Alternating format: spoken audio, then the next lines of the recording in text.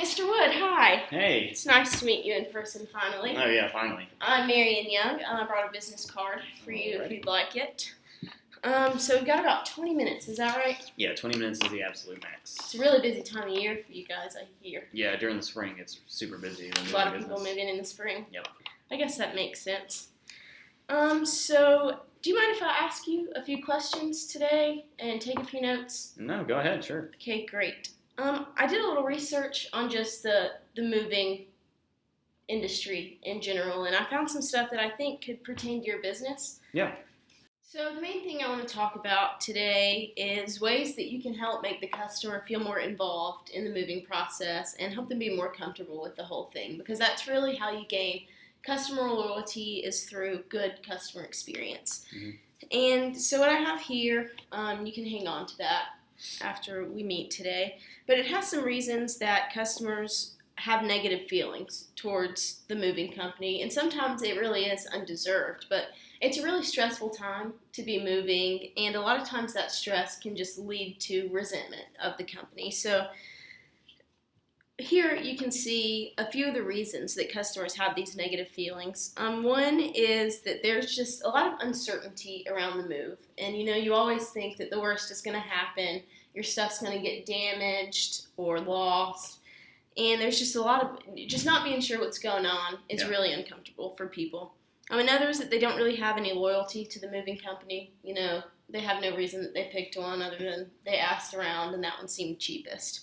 So they don't really have any personal relationship with this other than who they talked to on the phone or met with briefly. Mm-hmm. And the third kind of relates to that they don't know the actual movers. And suddenly they're just strange men in their house touching their stuff. And that's really stressful for a lot of people. So I'd like to talk on those one by one, if you don't mind, and talk about ways that we can make that a better experience for your customers.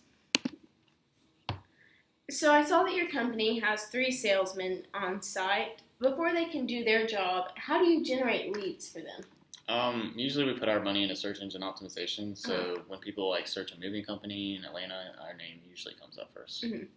So essentially they come to you and they call you first. Yeah, you could put it that way. Okay. Do you have any sponsorships or anything in the community? Not that I'm aware of. So I've got an idea that I think you guys might want to use. Okay. Do you have any relationship with any real estate companies local in the area? I have a few buddies down at the Silverwood Real Estate, but that's about it. Well, something I think that you guys could do is partner up with them, and it would really cost nothing for you two to just have a beneficial relationship. And, they've got people that are looking to move, but probably haven't thought about the moving process yet. So, your friends over there could just refer them to you guys. And then in the same respect, when people come to you and want a staging done, or, you have a lot of other services besides just moving. So when people come to you, you could also suggest their real estate company, and it would be a totally free way to get more leads. I've never really thought about it that way. Now that I think about it, if we get that many more leads, we're probably going to need a better way to record it, because right now we just kind of manually record it when they call us. Yeah, of course. Well, we'll get to that in a few minutes and hopefully get to a way that I'll be able to help you there. Okay. But I really think that would be a good opportunity for you guys to get some customer loyalty before you even get your foot in the door.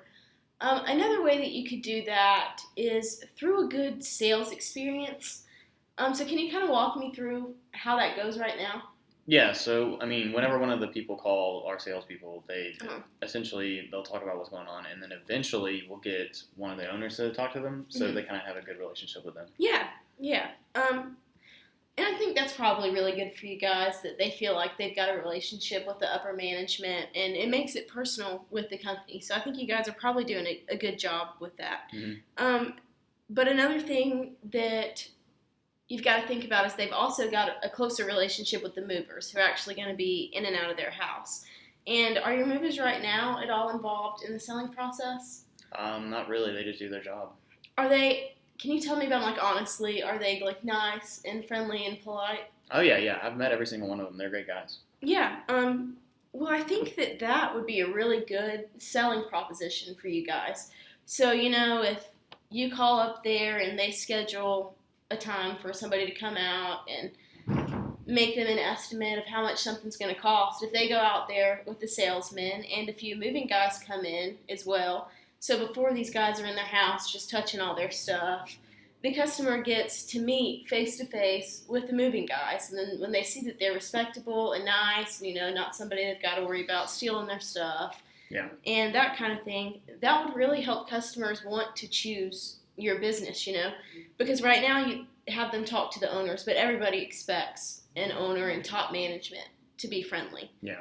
So I think that would be really another good opportunity for you guys to have more customers choose you and help make that experience with your company better. Yeah, it sounds good to me. So I know that this is kind of a tricky question and you're not going to know the exact answer, but of the potential customers that you give a quote to, what percentage do you think go on to buy services from a different moving company? If I had to give a rough estimate, I'd say maybe somewhere around like 30 to 40%, somewhere in that range. Why do you think those customers don't pick you? It could be they didn't like the price. Maybe they got a bad vibe from one of the people that came to give them a quote. Or maybe they just liked another company more. Well, the pricing situation, I know that you guys, as financial officer, that you guys do your best to offer reasonable prices, and that would be a real structural thing to try to fix. So without having to deal with all that, I think that offering a better sales experience and making them feel more included with everyone in the process would be a good way to decrease that number of people that choose someone else. That way, even if your price is a little higher than someone else's, they still would rather have you It'd than be worth it. People they don't trust. Yeah. Right.